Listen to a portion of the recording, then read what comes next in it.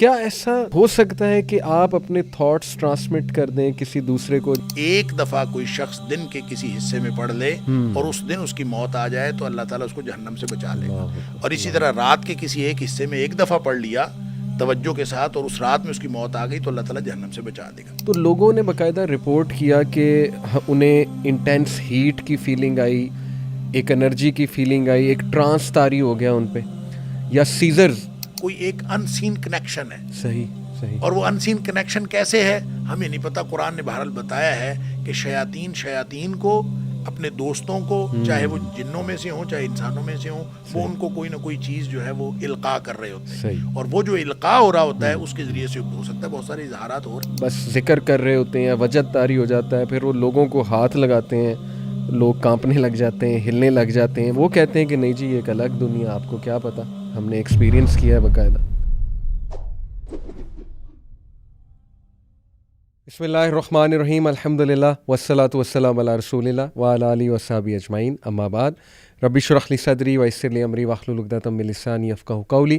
السلام علیکم ورحمۃ اللہ وبرکاتہ. Welcome to a very important very special episode of M A podcast. As you know کہ ماشاء اللہ ریگولرلی میں ڈاکٹر حماد لکھوی صاحب میرے اسٹیم گیسٹ اینڈ شیخ ان کے ساتھ پوڈ کاسٹ کر رہا ہوں، اور آپ لوگوں کی بہت زبردست فیڈ بیک آ رہی ہے. الحمدللہ، may Allah accept it. اور بہت سے لوگوں کا سوال آیا مجھے اس ٹاپک پہ کہ آج کل مینیفیسٹیشن، یوگا، ٹیلی پیتھی اور ریلیٹڈ کانسیپٹس، ان پہ بہت بات ہو رہی ہے. اور NLP جو ہے، نیورو لنگوسٹک پروگرامنگ، ظاہر ہے کہ وہ بھی آج کل بہت زیادہ استعمال ہو رہی ہے to solve mental issues of people. تو اس میں یہ ٹیکنیکس کہیں نہ کہیں آ کے یوز ہوتی ہیں. بہت سے لوگوں نے سوال کیا کہ اسلام اس کے بارے میں کیا کہتا ہے، کیا یہ جائز ہے، یا we have to take care of certain things, یا یہ بالکل ہی ناجائز ہے، وغیرہ وغیرہ، آل دیز تھنگس. تو ہو better than doctor Hammad Lakhvi صاحب کہ میں شیخ سے انشاءاللہ اس پہ بات کروں. السلام علیکم ورحمۃ اللہ وبرکاتہ. وعلیکم السلام ورحمۃ اللہ. شیخ جزاک اللہ خیر، آپ ہمیشہ ٹائم دیتے ہیں اور ماشاءاللہ پیپل لو یو. اللہ نے یہ لوگوں کے دل میں ہمارے لیے محبت ڈالی ہے الحمدللہ، اور لوگوں کو فائدہ ہو رہا ہے. جی اللہ آپ سے قبول کریں. تقبل اللہ منا. آمین آمین. شیخ، سب سے پہلے میں پوچھنا چاہوں گا کہ چونکہ یہ سارے کانسیپٹس پازیٹیو انرجی پہ ریوالو کرتے ہیں، آ جا کے دین اسلام میں کوئی ایسا کانسیپٹ ہے کہ ہم ایک انرجی کیری کرتے ہیں؟ جیسے مثال کے طور پہ رقیہ ہم جب کرتے ہیں تو کیا کوئی فیلڈ کریٹ ہو جاتی ہے ہمارے ارد گرد؟ اذکار کرتے ہیں، نماز پڑھتے ہیں، کوئی پازیٹیو انرجی نکلتی ہے؟ کعبہ کی طرف سارے ایک ڈائریکشن میں جب سجدہ کرتے ہیں تو کیا وہ کوئی انرجی کا پوائنٹ ہے؟ کعبہ ہائیسٹ انرجی ہے وہاں پہ، وغیرہ وغیرہ. تو اس کے حوالے سے دین میں کوئی حدیث یا قرآن میں کچھ ایسا ملتا ہے کانسیپٹ؟ بسم اللہ الرحمن الرحیم. دیکھیں، جب آپ پازیٹیو اور نیگیٹو انرجی کو جدید اصطلاحات کی شکل میں دیکھتے ہیں تو اس طرح سے تو قرآن اور حدیث میں کوئی چیز بیان نہیں ہوئی. لیکن ظاہر ہے کہ پورا کا پورا قرآن اور نبی پاک صلی اللہ علیہ وسلم کی سیرت وہ انسان ہی سے متعلق ہے. تو یہ کیسے ممکن ہے کہ انسان کے ایک بہت بڑے یعنی شخصیت کا پہلو ہو جی، اور وہ شریعت کے اندر ڈسکس ہی نہ ہوا ہو اور اس کے بارے میں رہنمائی موجود نہ ہو؟ یہ تو ممکن نہیں ہے. اس لیے کہ نبی پاک صلی اللہ علیہ وسلم کا فرمان ہے کہ ما ترکت شیئن، میں نے کوئی ایک بھی چیز ایسی نہیں چھوڑی، یقربکم الی اللہ ویبعدکم من النار، جو تمہیں اللہ کے قریب کر سکتی تھی اور جہنم سے دور کر سکتی تھی، الا امرتکم بہ، مگر میں نے اس کا حکم دے دیا ہے. اور اسی طرح آپ نے فرمایا وما ترکت شیئن، اور میں نے ایک بھی چیز ایسی نہیں چھوڑی، یقربکم الی النار ویبعدکم من اللہ، جو اللہ سے دور کر سکتی تھی اور جہنم کے قریب کر سکتی تھی، الا نہیتکم عنہ، مگر میں نے اس سے منع کر دیا. لہذا نبی پاک صلی اللہ علیہ وسلم کی رہنمائی مکمل ہے ہر اعتبار سے. اور جس چیز کے بارے میں انہوں نے منع کر دیا وہ جہنم میں جانے والی چیز تھی، اور جس کا حکم دے دیا وہ جنت میں جانے والی چیز ہے. اور جن چیزوں میں ہمیں کوئی حکم نہیں دیا تو اس کا مطلب ہے کہ وہ ہمارے لیے آپشن ہے، وہ مباح ہے، وہ جائز ہے، وہ ہم اس کو کر سکتے ہیں. وہ آپشن ہے، آپ کی مرضی ہے کر لیں، مرضی ہے نہ کریں، اس کے بارے میں. لہٰذا یہ بالکل کھلی اور واضح رہنمائی. جہاں تک پازیٹیو اور نیگیٹو انرجی کی بات ہے، اب دیکھیں انسان کے اعمال کے دو پہلو ہوتے ہیں. ایک پہلو ہے ظاہری جو اعضاء و جوارح سے ہوتا ہے، اور ایک ہے باطنی پہلو. جس کا تعلق انسان کے قلب و ذہن کے ساتھ ہوتا ہے. اب دیکھیں وہ باطنی پہلو بھی اسی طرح اہم ہے شریعت میں جس طرح ظاہری پہلو اہم ہے. انما الاعمال بالنیات. اب دیکھیں وہ باطنی پہلو بھی اسی طرح سے پاکیزہ ہوگا اور پازیٹیو ہوگا جس طرح سے ظاہری پہلو پازیٹیو اور پاکیزہ ہونا ہے, تو پھر جا کے اس کا آپ کو اجر ملے گا, وگرنہ نہیں ملے گا. اس لیے اب دیکھیں شریعت نے اس کو دو اصطلاحات استعمال کی ہیں. آپ اس کو پازیٹیو انرجی اور نیگیٹیو انرجی کہہ لیں یا واٹ ایور جو بھی ٹرمز آپ یوز کرنا چاہیں. شریعت نے دو استعمال کی ہیں اصطلاحات, ایک ہے برکت اور ایک ہے نحوست. اب دیکھیں برکت جو ہے اس کا تعلق ہے کسی بھی پازیٹیوٹی کے ساتھ. صحیح. آپ ایک عمل کرتے ہیں, اس عمل کی وجہ سے آپ کا اپنا وجود مبارک ہو سکتا ہے, جی, وہ جگہ مبارک ہو سکتی ہے, وہ گھڑی مبارک ہو سکتی ہے, وہ دن مبارک ہو سکتا ہے, وہ حتیٰ کہ جیسے رمضان کا مہینہ مبارک مہینہ یعنی برکتوں والا مہینہ. تبارک الذی نزل الفرقان, اللہ کی ذات برکت والی ہے. اچھا یہ تبارک الذی بیدہ الملک, وہ بڑی بابرکت ذات ہے جس کے ہاتھ میں بادشاہی. اب یہ مطلب یہ ہے کہ یہ جو برکت ہے اس کے اندر دو چیزیں ہوتی ہیں. اگر اس کے لغوی معنی دیکھیں تو ایک ہوتا ہے اس کے اندر سراسر خیر, ٹھیک, یعنی اس کے اندر کوئی شر کا پہلو نہیں ہوتا, سراسر خیر, ہر وقت خیر, ہمہ خیر. جی. اور دوسرا ہے نمو, بڑھوتری, اضافہ. اچھا یہ برکت کے معنوں میں شامل ہے. اس کا مطلب ہے جو برکت ہے دیٹ از پازیٹیوٹی. اور ہر عمل کی ایک برکت ہوتی ہے جب آپ نیک عمل کرتے ہیں, معنے ہی جب آپ برا عمل کرتے ہیں تو اس کی ایک نحوست ہوتی. اب دیکھیں حضرت ہود علیہ السلام کی جو قوم تھی, جی,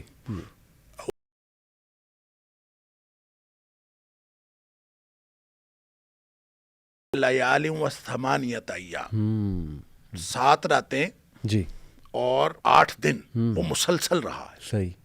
اور قرآن نے کہا ہے کہ فی ایام نحسات, یہ ان کے اوپر جو عذاب آیا یہ منحوس دنوں کے اندر آیا ہے. اب اندازہ کریں ان منحوس دنوں میں جمعہ بھی شامل ہے, اس میں سوموار بھی شامل ہے, جمعرات بھی شامل ہے, وہ مبارک گھڑیاں بھی شامل ہیں. 7 راتیں اور 8 دن مسلسل ان کے اوپر عذاب آیا. تو اس کا مطلب یہ ہوا کہ وہ سارے کے سارے دن ان کے لیے منحوس قرار پائے ان کے عمل کی وجہ سے.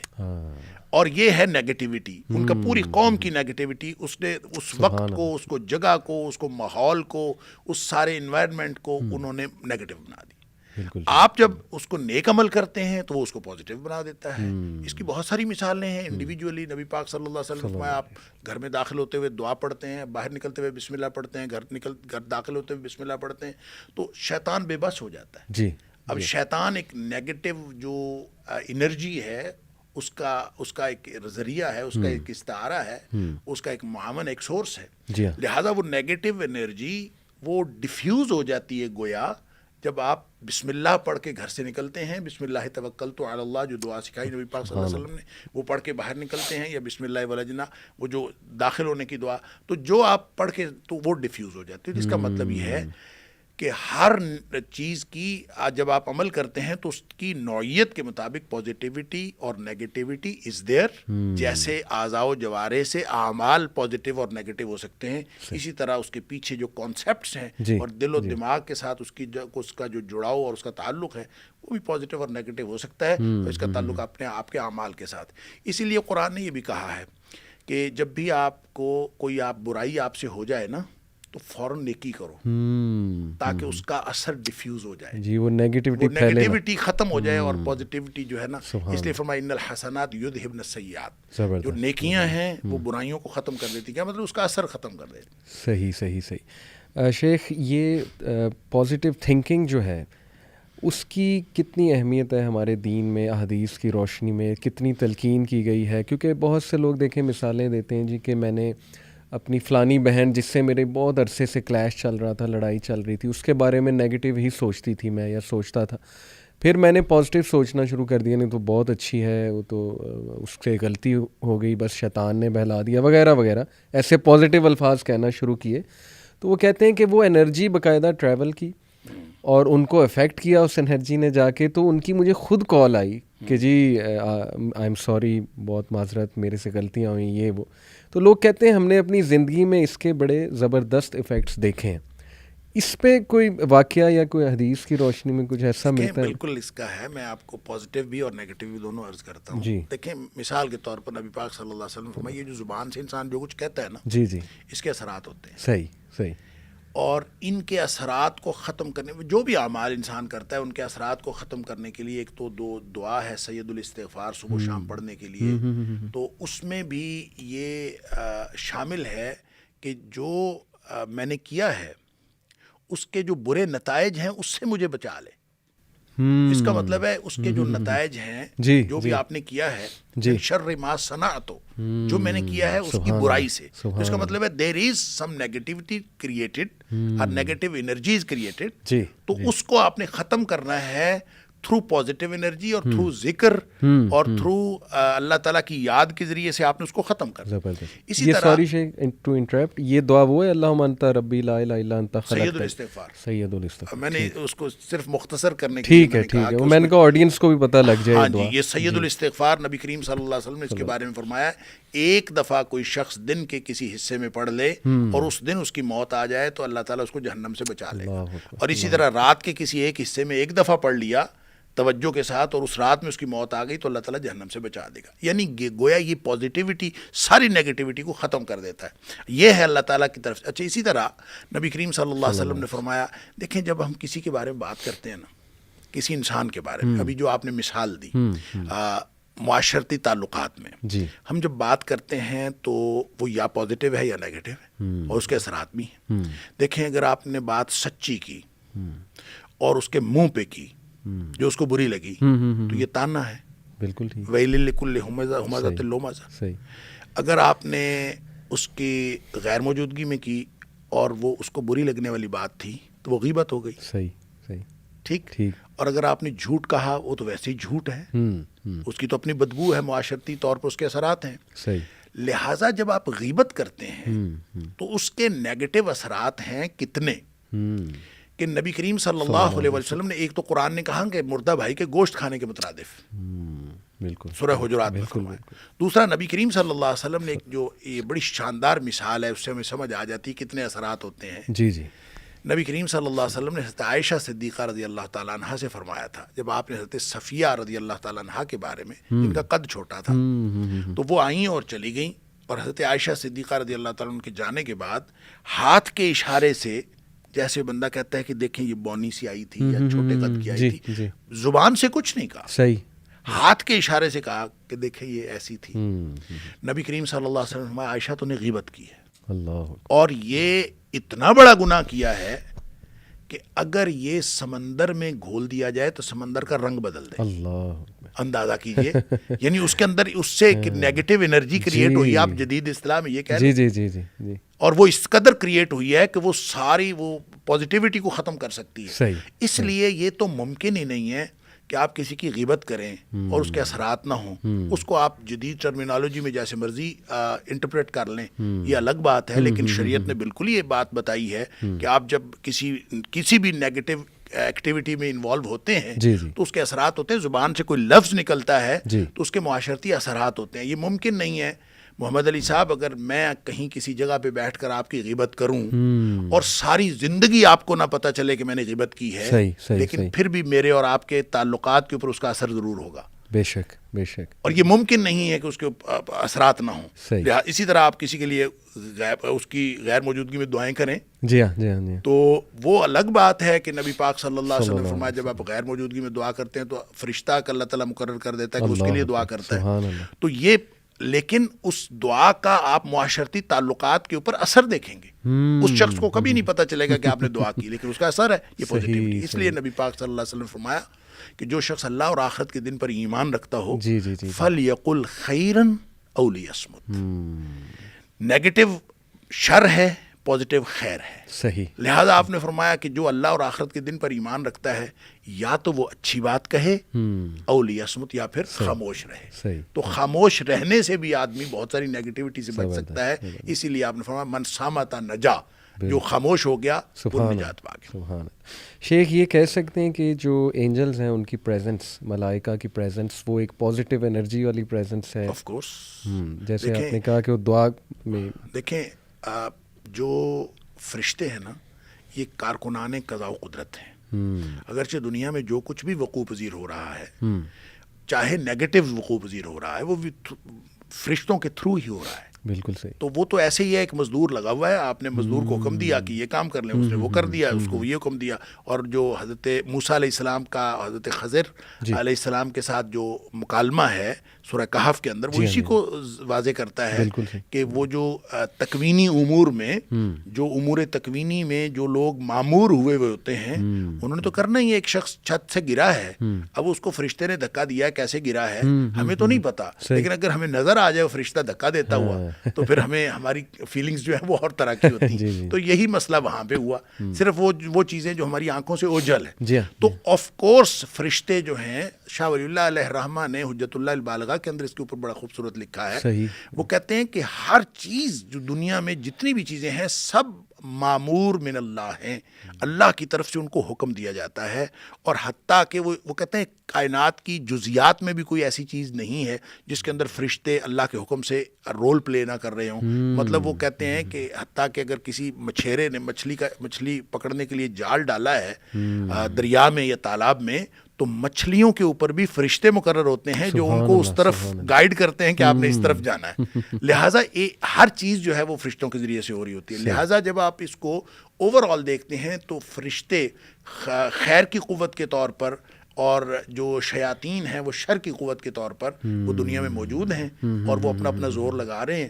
اور شیطان نے, ابلیس نے پہلے دن ابتدائی آفرینش اللہ تعالیٰ کو چیلنج دیا تھا کہ میں نے تیرے بندوں کو جنت کی طرف نہیں جانے دینا, لَأَقْعُدَنَّ لَهُمْ صِرَاطَكَ الْمُسْتَقِيمَ, میں سیدھے رستے کے درمیان میں بیٹھ جاؤں گا, میں جانے نہیں دوں گا. اس نے چیلنج کیا تھا, اور ہر چیلنج کے جواب میں اللہ تعالیٰ نے یہ فرمایا کہ اِنَّ عِبَادِي لَيْسَ عَلَيْكَ لَهُمْ لَيْسَ لَكَ عَلَيْهِمْ بِسُلْطَان, کہ میرے بندوں کے اوپر تیرا کوئی زور نہیں چلے گا. لہٰذا جو شخص اس پازیٹیوٹی کو اچیو کر لیتا ہے تھرو ذکر, تھرو عبادت, through positive thinking, through positive action, جو اللہ کے رسول صلی اللہ علیہ وسلم بتائے ہیں اس کے مطابق وہ کرتا ہے, تو وہ گویا شیطان کے شر سے بھی بچتا ہے, اس نیگیٹیوٹی سے بھی بچتا ہے. زبردست زبردست. یہ جو انرجیز کا شیخ کانسیپٹ ہے, چونکہ فزکس میں میرا انٹرسٹ ہے, تو انرجیز ایگزسٹ تو کرتی ہیں. اگر میں سائنٹیفک انرجی جو ہے اس کے کانسیپٹ کی بات کروں, ایک تو یہ ورڈ ویسے بھی یوز ہوتا ہے نا, کامنلی انرجی سے مراد ہوتی ہے کہ بس ایک کیفیت,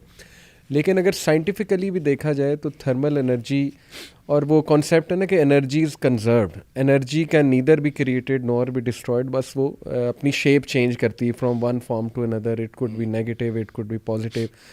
تو کچھ لوگ اسے ایک کانسیپٹ ہے اینیمل میگنیٹزم, یہ ایک پرانا کانسیپٹ ہے. انہوں نے کہا کہ جی ہر انسان کے ساتھ, اینیمل سے مراد ان کی انسان تھی, ہر جانور اور انسان کے ساتھ جو ہے نا وہ ایک انرجی ہے جو میگنیٹزم کی طرح ہے. جو پازیٹیو سوچیں گے تو وہ میگنیٹ پازیٹیوٹی کو اٹریکٹ کر لے گا, نیگیٹیو سوچیں گے تو وہ نیگیٹیوٹی کو جو ہے وہ اٹریکٹ کر دے گا.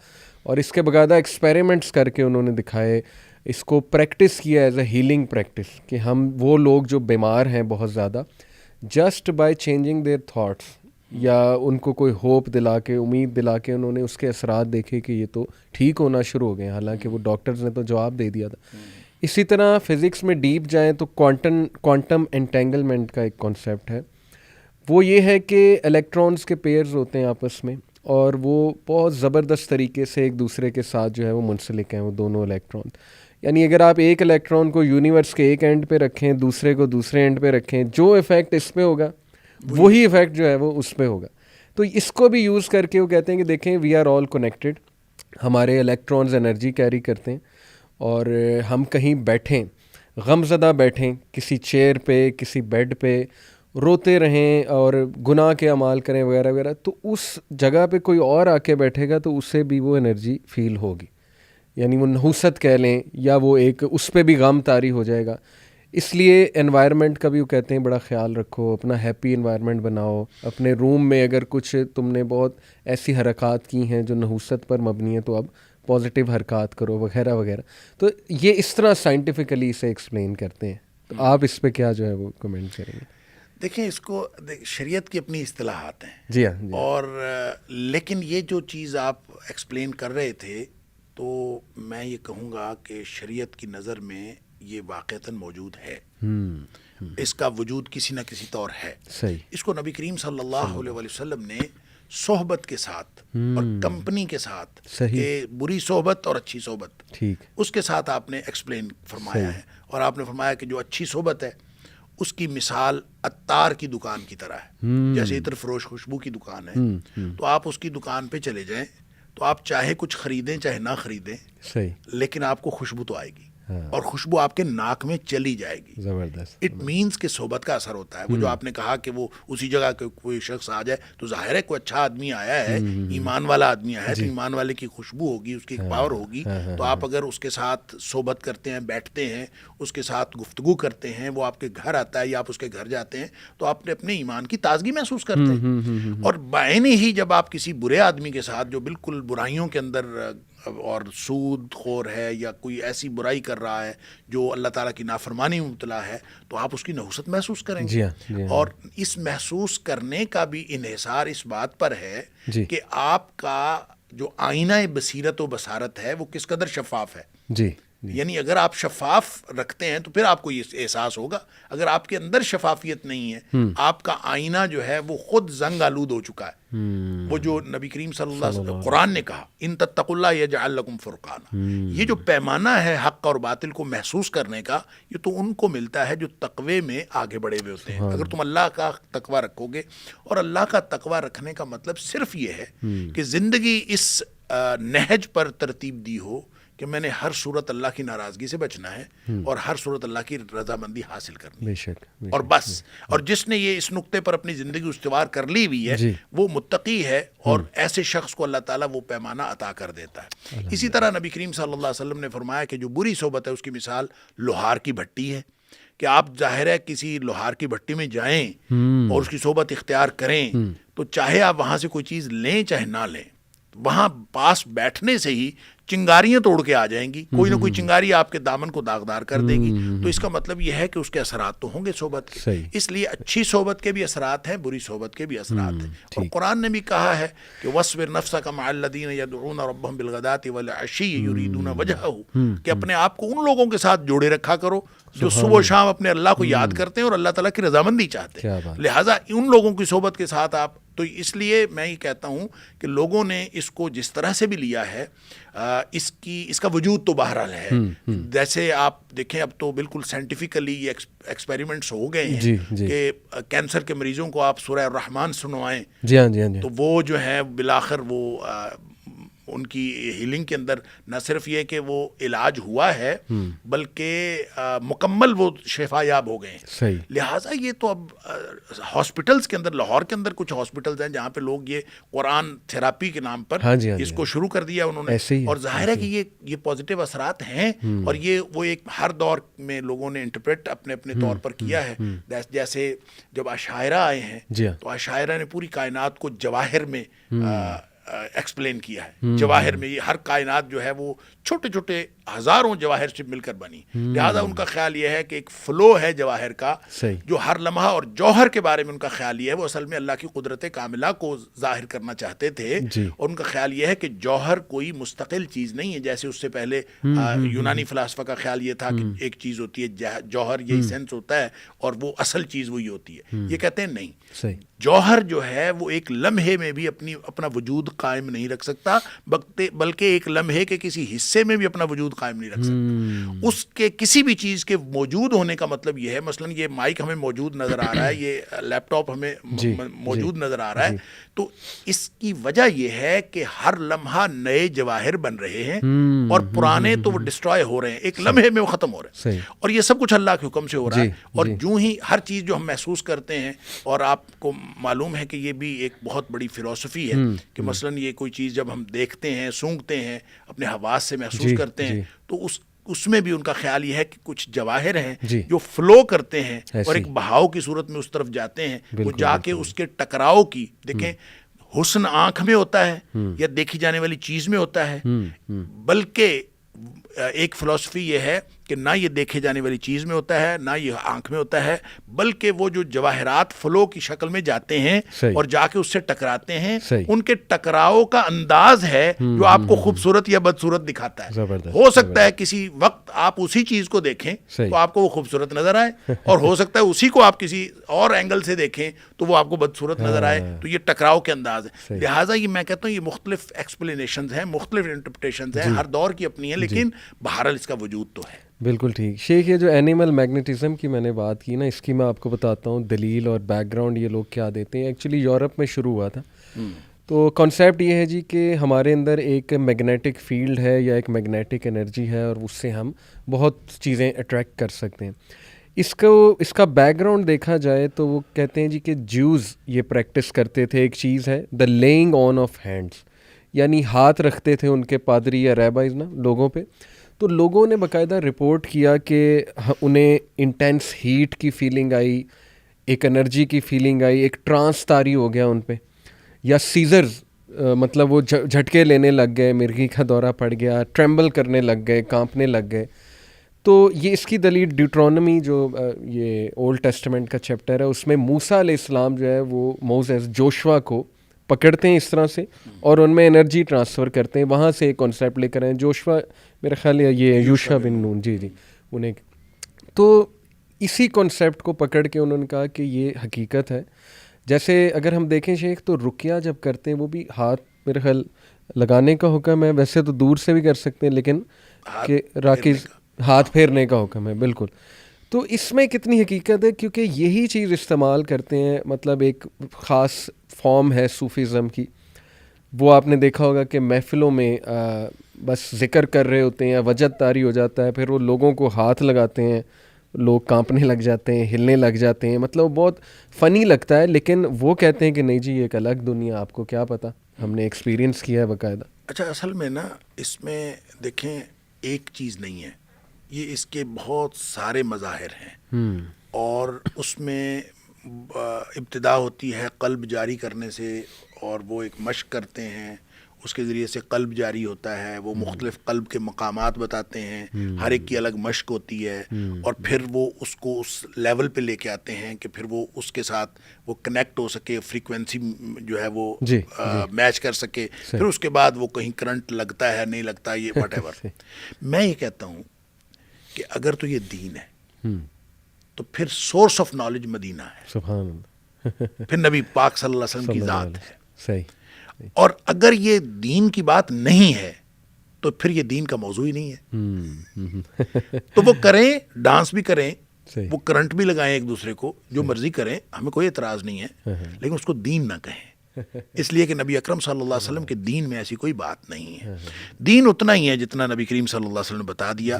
آپ نے جو دین صحابہ کرام کو سکھایا وہ دین ہے. لہٰذا اگر تو نبی کریم صلی اللہ علیہ وسلم نے صدیق اکبر کا کوئی قلب جاری فرمایا تھا اور اس کے لیے کوئی مقامات کی مشق کروائی تھی تو ٹھیک ہے، یہ دین ہے.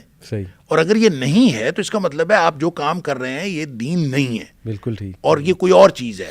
لہٰذا اگر کوئی شخص کوئی شغل کر رہا ہے، کوئی ویڈیو گیم کھیل رہا ہے، کوئی ایسا کام کر رہا ہے، کوئی فزیکل ٹریننگ کر رہا ہے، کوئی اپنی یکسوئی کی ایک مشق کر رہا ہے، تو وہ کرتا رہے، لیکن اس کو دین تو نہ کہے. دین تو صرف وہ ہوگا جو نبی کریم صلی اللہ علیہ وسلم نے بتایا. لہٰذا جب آپ اس کو کہتے ہیں کہ اس کے وجود سے دلیل پکڑ کر یہ دین کا ایک طریقہ کار بنا لیا جائے تو یہ بالکل غلط طریقہ ہے. اس طریقے کو نہ نبی کریم صلی اللہ علیہ وسلم کے ہاں دیکھیں سکہ رائج الوقت جو قیامت والے دن ہے نا، جو چلنا ہے، جو سکہ چلنا ہے، وہ نوٹ ہے مدینے کی مہر والا. سبحان.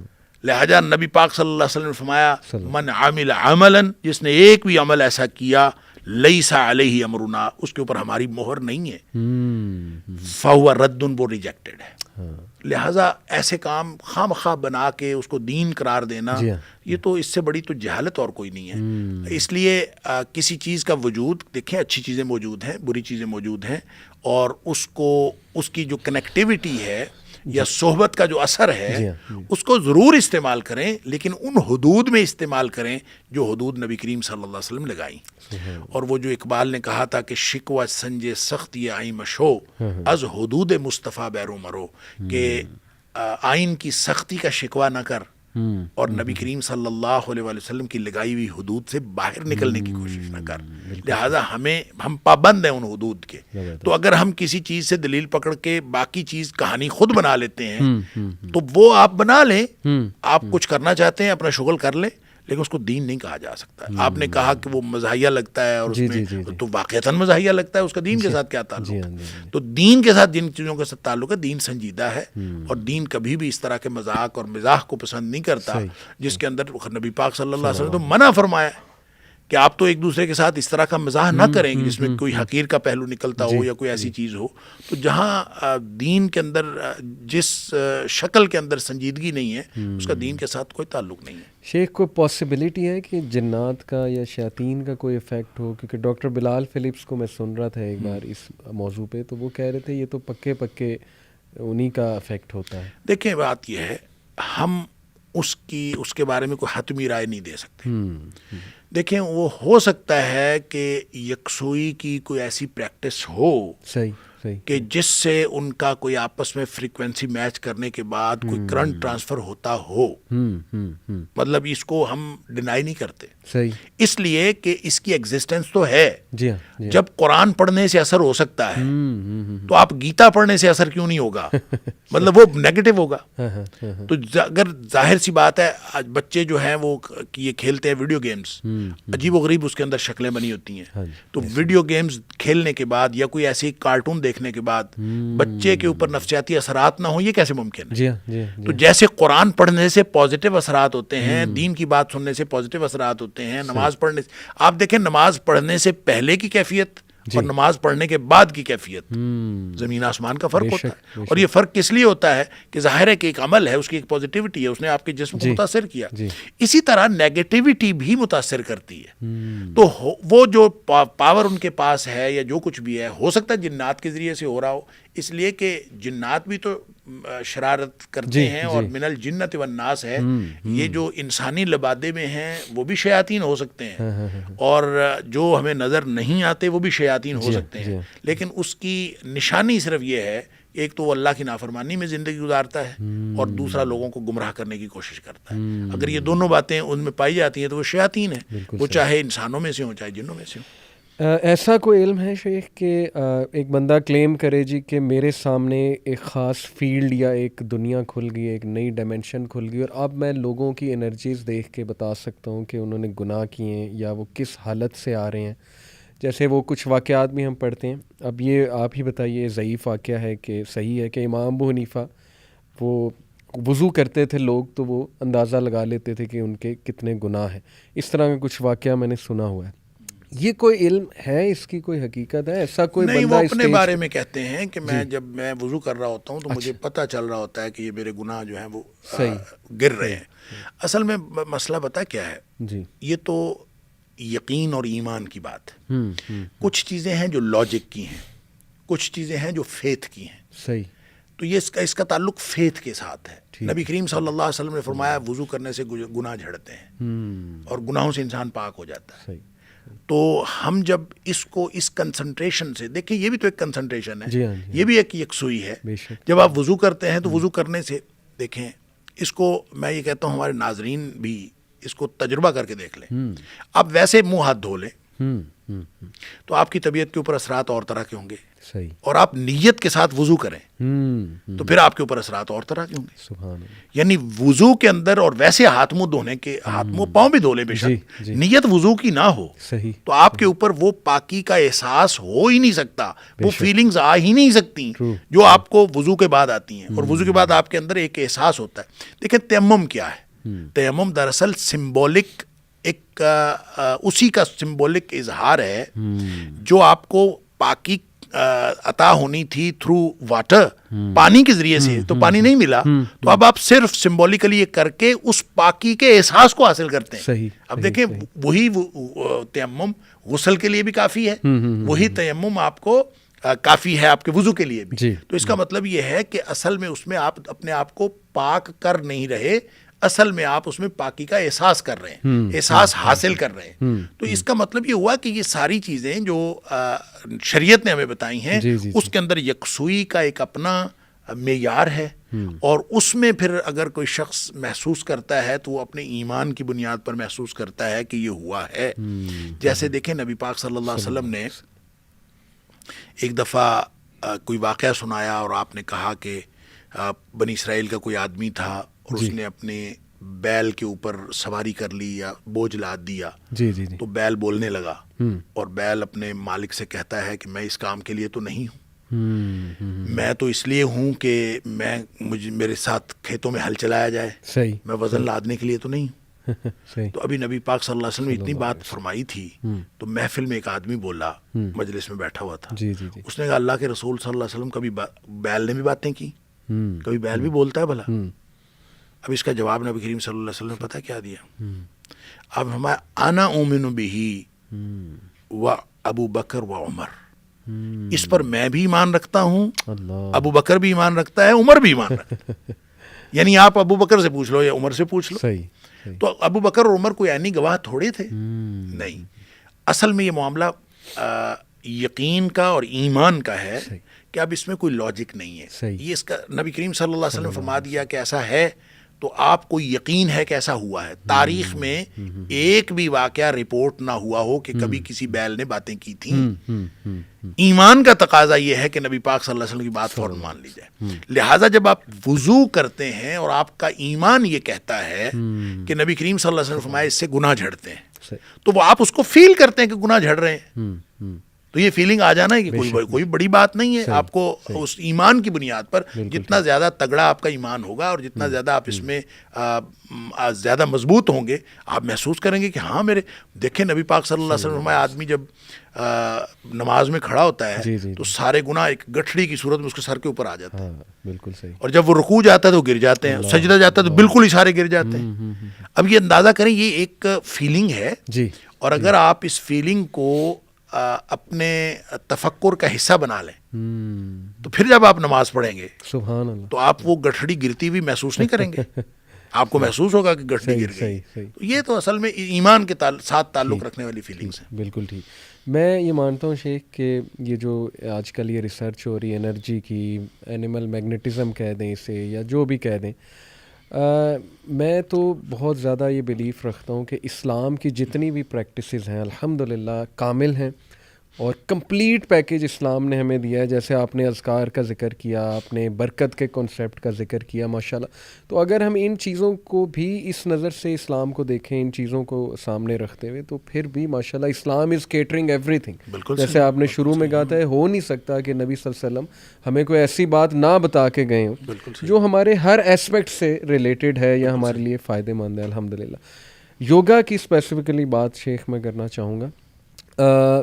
کیا یہ پاسبل ہے کہ یوگا، کیونکہ بدھزم سے آ رہا ہے اور اس پہ ریسرچز ہیں کچھ، میں آپ سے ایک ریسرچ شیئر کرتا ہوں یوگا پہ، میڈیٹیشن پہ ایک ریسرچ ہوئی، وہ ریسرچ کا میں نام ڈھونڈنے کی کوشش کر رہا تھا، مجھے ملا نہیں، لیکن خیر آڈینس انشاءاللہ میں کہتا ہوں خود ڈھونڈ لیں۔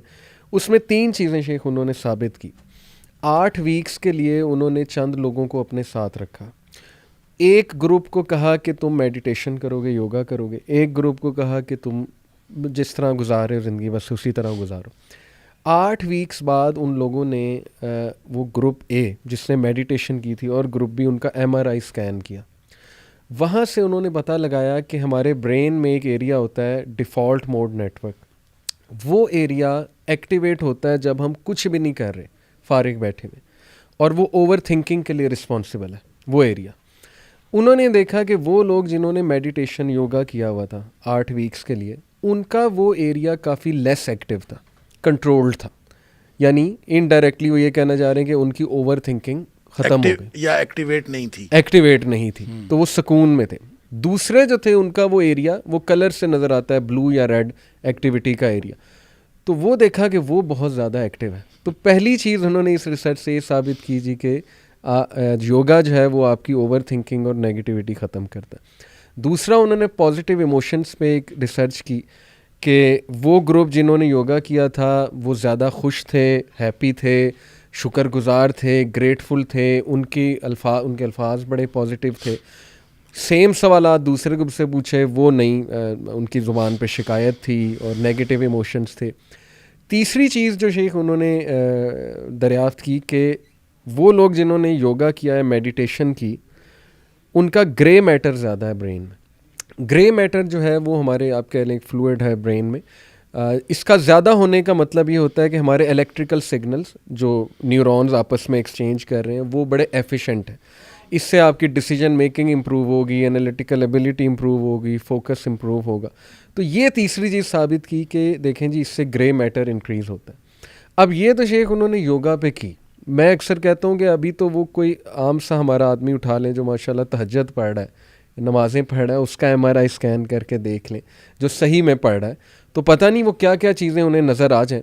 لیکن یوگا کے فائدے تو ثابت شیخ اس سے ہو رہے ہیں, اور بہت زیادہ ورلڈ وائڈ پریکٹس بھی ہوتا ہے یہ. لیکن میں نے کچھ اسکالرس کو کہتے سنا ہے بالکل حرام ہے, اس میں شرک انوالوڈ ہے, یا اس میں سن کی ورشپ انوالوڈ ہے, یا اس میں پینتھیزم انوالوڈ ہے وغیرہ وغیرہ.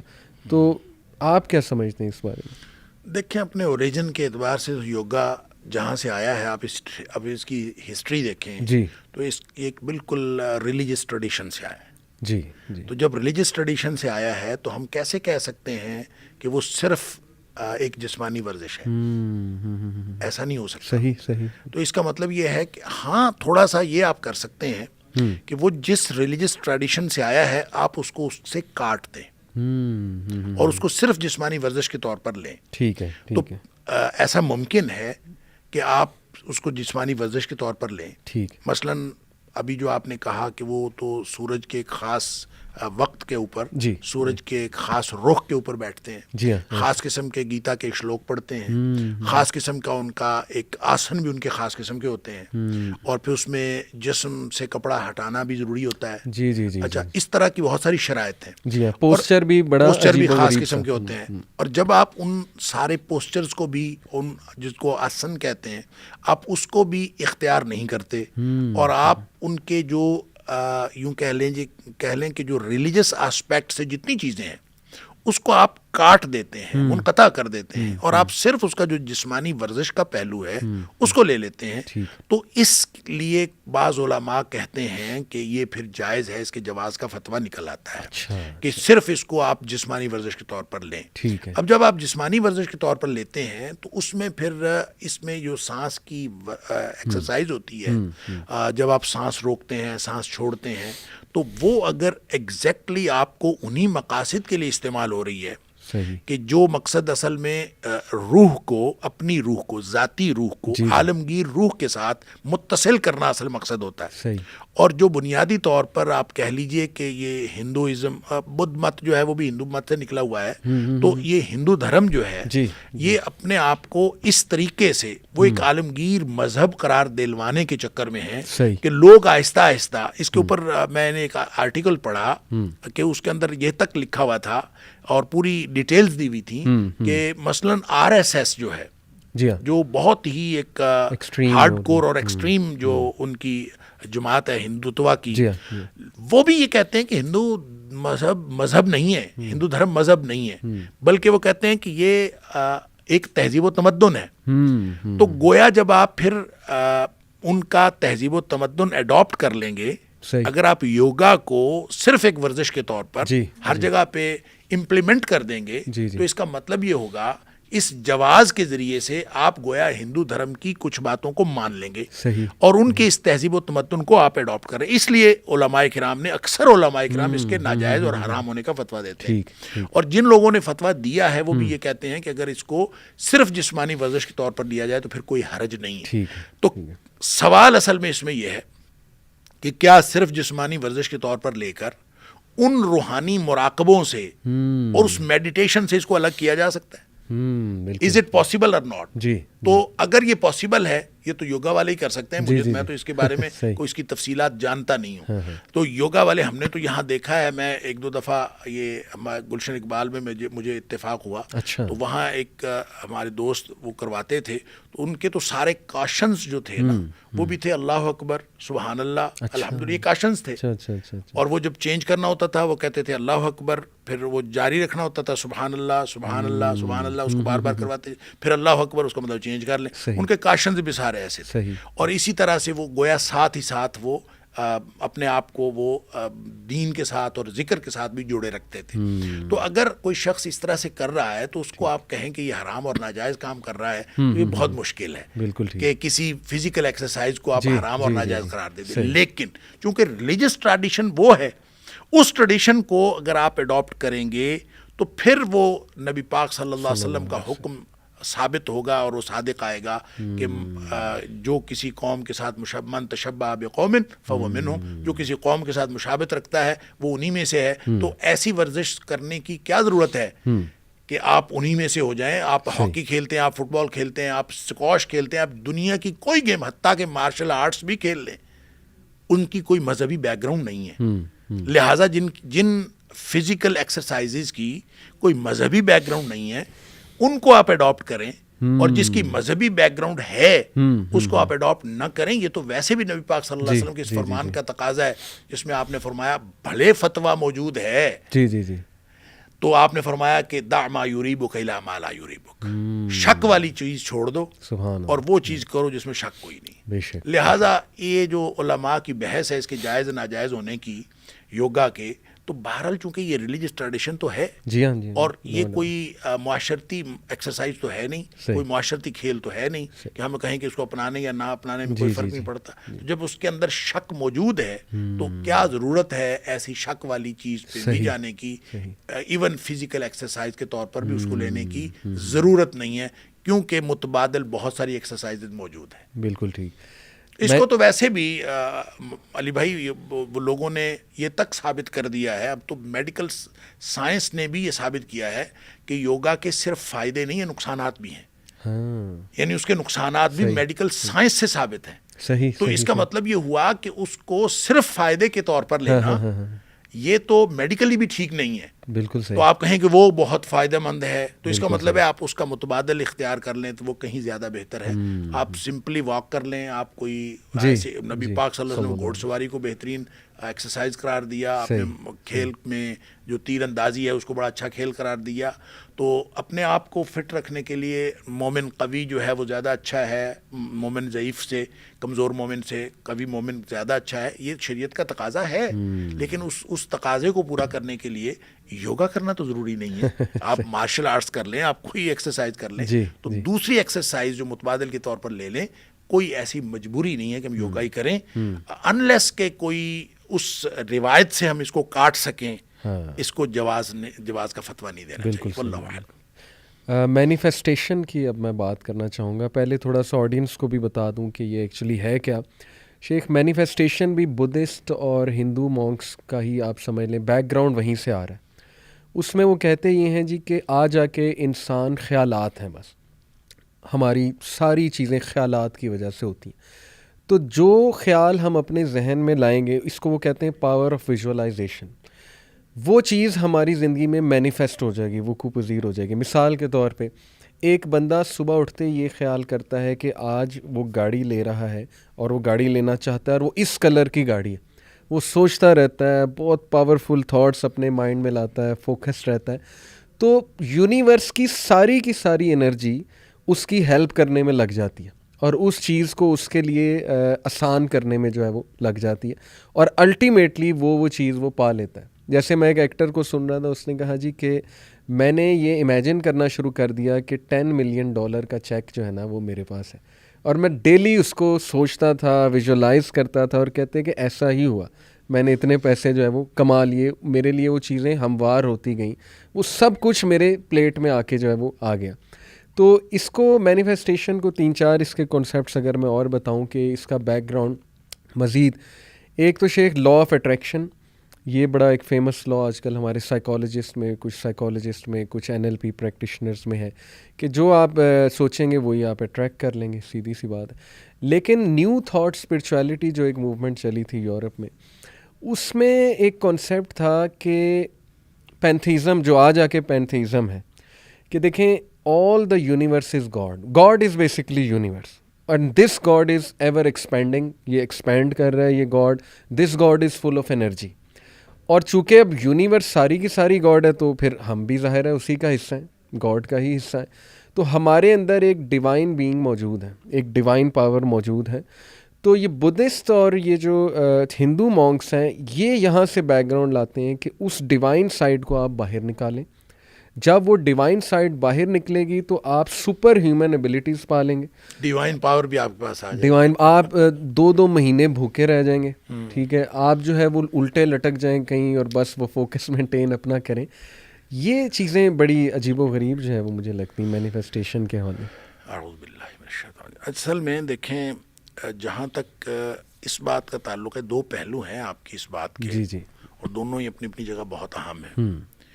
ایک تو اس کا جو کانسیپٹ کیا ہے یہ، جی اور اس کے پیچھے اس کی ہسٹری کیا ہے اس کانسیپٹ کی، اور اصل میں اس میں پیچھے عقیدہ کیا ہے. صحیح. اور دوسرا یہ ہے کہ اس کا جو ایکچوئل اس کی ایگزسٹنس ہے وہ، جہاں تک تعلق ہے اس کی ایکچوئل ایگزسٹنس کا، کہ آپ جو چیز کرنا چاہتے ہیں وہ آپ کے لیے راستے آسان ہو جاتے ہیں، پازیٹیو اور نیگیٹو یہ سوال نہیں ہے. صحیح. سوال یہ ہے کہ جو بھی کچھ آپ سوچتے ہیں یا کچھ کرنا چاہتے ہیں تو وہ بالآخر آپ وہ کر گزرتے ہیں یا کر پاتے ہیں. ٹھیک. تو قرآن کہتا ہے نولی ما تولا، کوئی جدھر جانا چاہتا ہے ہم اس کو پھیر دیتے ہیں. صحیح. اس میں کون سی بات ہے؟ صحیح. اللہ تعالیٰ اسباب آسان کر دیتا ہے. صحیح. جس نے کہیں جانا ہے، پھر والذین جاہدوا فینا لنہدینہم سبلنا، جو ہمارے راستے میں کوشش کرتے ہیں ہم ان کو اپنا راستہ بتا دیتے ہیں. تو یہ دونوں طرف کوئی شخص اگر جانا چاہتا ہے تو اللہ کی طرف سے تو راستے آسان ہو جاتے ہیں. اب یہ ہر شخص کی اپنی مرضی ہے کہ وہ کدھر جانا چاہتا ہے. تو یہ کدھر جانا چاہتا ہے، میں پہلے بھی جہاں سے ہم نے بات شروع کی تھی، انما الاعمال بالنیات. صحیح. تو نیت جو ہے وہ دل کا عمل ہے، اس کا تعلق دل و دماغ کے ساتھ. صحیح. تو وہ دل و دماغ میں جو کچھ ہے وہ خیالات ہیں. تو خیالات اور اس کے جو ظاہری اعمال ہیں دونوں کے مطابق کوئی شخص کہیں جانا چاہتا ہے تو وہ ادھر کو اللہ تعالیٰ اس کا راستہ آسان کر دیتے ہیں. یہ بات عملاً موجود ہے. جی. لہٰذا قرآن نے سادہ بات کہہ دی، انا ہدیناہ السبیل اما شاکرا و اما کفورا. دونوں راستے ہم نے بتا دیے ہیں. کوئی ادھر جانا چاہے کوئی ادھر چلا جائے، ادھر جانا چاہے ادھر چلا جائے. خیر اور شر کے دونوں. فجورہا و تقواہا، یہ بھی میرا خیال بالکل وہی ہے کہ ونفس وما سواہا فالہمہا فجورہا و تقواہا، کہ ہم نے نفس کو سوارا اور اس کے اندر ہم نے الہام کر دیا، اس میں برائی بھی الہام کر دی اور اس میں نیکی بھی الہام کر دی. اب اس میں نیکی بھی موجود ہے، برائی بھی موجود ہے. اب آپ کی مرضی ہے کہ آپ اس کو نیکی کو ڈیولپ کر لیں تھرو پریکٹس، تو وہ غالب آ جائے گی آپ کی بدی کے اوپر، اور وہ مغلوب ہو جائے گی اور یہ ڈومینیٹ کر جائے گی، اور اس کے مطابق آپ کے راستے آسان ہوتے چلے جائیں گے. اور اس کو ایک اور حدیث میں اس طرح سے بھی کہا گیا کہ جہاں جو حدیث قدسی ہے، جب نبی پاک صلی اللہ علیہ وسلم اللہ فرماتا ہے انا عند ظن عبدی بی، سبحان اللہ، میں اپنے بندے کے گمان کے مطابق معاملہ کرتا ہوں. اب بندہ جو جس طرح کا گمان کرتا ہے، اچھا اس میں نا اصل میں ہر شخص جو گمان کر رہا ہوتا ہے نا، اس کے امکانات بھی وہ اپنے ذہن سے سوچ رہا ہوتا ہے ایسے ہی. اچھا اس کا تعلق کوئی خاص مونکس یا یوگیوں کے ساتھ صرف نہیں ہے. ہم اپنے مثلاً آپ یہاں سے اسلام آباد سفر شروع کرتے ہیں، جی، آپ کے ذہن میں ایک خیال آتا ہے کہ میں انشاءاللہ خیریت سے پہنچ جاؤں گا. دوسرا خیال آتا ہے کہ شاید ایکسیڈنٹ نہ ہو جائے. تیسرا خیال آتا ہے گاڑی خراب نہ ہو جائے. اچھا یہ سارے خیالات آ رہے ہوتے ہیں. اچھا جس شخص کی یہ جو تخیل کی قوت ہے وہ ذرا اسٹرانگ ہوتی ہے، وہ ہو سکتا ہے کہ وہ جو ٹھیک بات ہے وہ زیادہ تر سوچ لے. یہ ممکن ہے. صحیح. وہ میری ایک بہن ہے، اور وہ جب ہم اکٹھے ہوتے تھے، اب تو خیر ماشاءاللہ وہ پوتوں والی ہے، دوتوں والی ہے، تو وہ جب ہم گھر میں ہوتے تھے تو وہ کہا کرتی تھی، ہم نے کوئی واقعہ ہو جانا نا، اس نے کہا نا مجھے پہلے ہی پتا تھا. اچھا یہ اکثر ہوتی ہے خواتین کی عادت، مجھے پہلے ہی پتا تھا ایسے ہو جانا. وہ جو پہلے ہی پتا، ہم اس کو کہتے تھے کہ تم نا پہلے بتا دیا کرو کہ کیا ہونے والا ہے. اب ظاہر پہلے تو نہیں بندہ بتا سکتا. اصل بات یہ ہے کہ بندہ سوچ رہا ہوتا ہے کہ یہ امکان بھی ہو سکتا ہے، یہ امکان بھی ہو سکتا ہے، یہ بھی ہو سکتا ہے. ان میں سے ایک وقوع پذیر ہو جاتا ہے تو آدمی کہتا ہے یہ میں نے پہلے سوچا ہوا تھا. تو اصل میں یہ جو مونکس وغیرہ ہیں جو بہت زیادہ میڈیٹیشن کرتے ہیں، اور یہ یوگا کا اسی میڈیٹیشن کے ساتھ تعلق ہے. اصل میں یوگا کا اسی میڈیٹیشن کے ساتھ تعلق ہے. یہ اصل میں یوگا کے فلسفے کے اندر یہ بات شامل ہے کہ اپنی روح کو جسمانی ثقل سے یا جسمانی جو گریوٹی ہے اس سے آزاد کروا کے اس کو عالمگیر روح کے ساتھ متصل کرنا ہے. اب وہ جو عالمگیر روح ہے اصل میں وہ گاڈ ہے. جی. اور یہ بالکل وہی تصور ہے پینتھیزم والا کہ جب آپ کہتے ہیں کہ ہماؤس سب خدا ہے، تو اس کے دیکھیں یہ ایک، اس کو آپ جب ہم بیک گراؤنڈ کے اعتبار سے دیکھتے ہیں تو یہ پہلی دفعہ یہ تصور یہ قبل 5ویں یا 6ठी صدی قبل مسیح میں جو ایلیا کے فلاسفرز تھے، جب ہم یونانی فلسفے کو دیکھتے ہیں تو اس کی ابتدا آیونیا کے فلاسفر سے ہوتی ہے. انہوں نے بالکل جو انٹرپریٹیشن کی تھی اس کائنات کی وہ مادی تھی، صحیح میٹر سے انہوں نے کی تھی. لیکن اس کے بعد جب یہ لوگ آئے ہیں جن کو ہم کہتے ہیں ایلیا کے فلاسفر، تو یہ 3 ان کے نمائندہ فلسفی ہیں. زینوفینیز ہے، زینو ہے، اور پارمینیڈیز. صحیح. انہوں نے جو تصور دیا ہے یہ تصور دیا ہے، وہ کہتے ہیں کہ کائنات کی انٹرپریٹیشن مادی نہیں کی جا سکتی، یہ عقل سے کی جا سکتی، خیال سے کی جا سکتی. پھر وہ خیال میں وہ کہتے ہیں کہ اس میں جو اصل حقیقت ہے اس کائنات میں، خاص طور پہ زینوفینیز نے سب سے پہلے کہا تھا کہ خدا جو ہے وہ مجسم خدا نہیں ہے. اس سے پہلے مجسم خدا کا تصور تھا. صحیح. اور ہومر اور ہیسویڈ کی نظمیں 8ویں 9ویں قبل مسیح میں دیکھ لیں، یا پھر جو اورفیس کے جتنے تھے اشعار، اس کے اندر جو تصور دیے گئے تھے روح اور جسم کو الگ کر کے، وہاں جو خدا کا تصور اس سے پہلے تھا وہ بالکل ایسے ہی تھا انسانوں جیسے. وہاں خدائی کنبے کا تصور تھا، یہ باپ ہے، یہ بیٹا ہے، یہ بیوی ہے. اور اب بھی آپ دیکھتے ہیں. اچھا، اس کا مطلب یہ ہوا، انہوں نے خود کہا، یہ ایلیائیوں نے پہلی دفعہ کہا کہ اس کا مطلب تو یہ ہوا کہ اگر گائے بھینسیں جو ہیں وہ بھی خدا کا تصور رکھتی تو ان کا خدا پھر گائے بھینسوں جیسا ہوتا، کیونکہ انسانوں نے جو خدا کا تصور بنایا تو انسانوں جیسا ہے. تو انہوں نے کہا ایسا نہیں ہے، وہ ماورا ہے. اور وہ ماورا کیا ہے؟ انہوں نے کہا ساری کائنات خود خدا ہے. یہ پہلی دفعہ تصور آیا. وہی تصور ڈیولپ ہوا ہے بعد میں. یہ تو جب ہم بات کر رہے ہیں تو یہ سقراط سے پہلے کی بات ہے، سوکریٹیز سے پہلے کی بات ہے. لیکن ارسطوٹل کے بعد جب ڈاؤن فال آیا ہے گریک فلسفی کے اندر، تو وہاں کچھ تحریکیں اٹھی ہیں جن میں مذہب اور فلسفہ اس کا جوڑ لگایا گیا تھا. ان میں ایک تحریک ہے بڑی معروف، اس کے اوپر بہت ساری کتابیں بھی لکھی ہوئی ہیں، نیو پلیٹونزم جس کو کہتے ہیں، نو فلاطونیت. اور نو فلاطونیت کا تصور ہی یہ ہے کہ جس طرح سے یہ جو روشنی ہے نا، سورج ہے، تو سورج کی روشنی اور سورج کو الگ الگ نہیں کیا جا سکتا. چراغ جل رہا ہو تو چراغ اور اس کی روشنی کو الگ الگ نہیں کیا جا سکتا. اسی طرح جو خدا ہے اس سے کائنات کو الگ نہیں کیا جا سکتا. لہٰذا اس تصور میں جب اب ساری کائنات جو ارد گرد روشنی ہے وہ اور دیا، اس طرح جیسے وہ ایک یونٹ ہے، اسی طرح پوری کائنات ایک یونٹ ہے. دیکھیں اللہ نور السماوات والارض سے ہما اوست کا نظریہ رکھنے والے اور وحدت الوجود کا نظریہ رکھنے والے تو بعد میں پیدا ہوئے ہیں، اور یہ قرآن سے دلیل دینے والے تو بعد میں پیدا ہوئے ہیں. اصل میں یہ تو میں تو بات کر رہا ہوں قبل مسیح کی، اور قبل مسیح میں یہ ساری چیزیں ڈیولپ ہو چکی تھیں. اور اصل بات ہے، اب وہ علی عباس جلال پوری کی کتاب ہے روایات فلسفہ، اس کے اندر بہت سارے ان باتوں کا ذکر کیا گیا ہے. خاص طور پر اور بھی بہت ساری کتابیں ہیں جس میں یونانی فلسفے نے مسلم فلاسفہ کے اوپر اثر کیا ہے. اور اس میں خاص طور پہ المامون میں شبلی نعمانی نے جو لکھا ہے کہ المامون نے جب وہ بیت الحکمت کے اندر کتابیں ترجمہ کروانے کے لیے فلسفے کتابیں منگوائی نا وہاں سے، اور اس نے بھیجا کہ رومیوں نے وہ ڈمپ کر کے رکھی ہوئی تھی. انہوں نے کہا جی وہ ان کتابوں کو جو ڈمپ کر کے رکھی ہوئی ہیں وہ ہمیں دے دیں. تو اس نے ارکان دولت میں مشورہ کیا کہ فلسفے کتابیں ان کو دے دیں گے نہ دے دیں. تو انہوں نے کہا آپس میں فائنل فیصلہ کیا کہ ان کو دے دیں، اس لیے کہ فلسفہ جہاں بھی جائے گا عقائد کی بنیادیں کھوکھلی کر دے گا. لہذا وہ آیا بیت الحکمت میں سینکڑوں کتابوں کے ترجمے ہوئے. اور کہتے ہیں کہ وہ جو کتابیں آئی تھیں وہ پتہ کتنی تھیں؟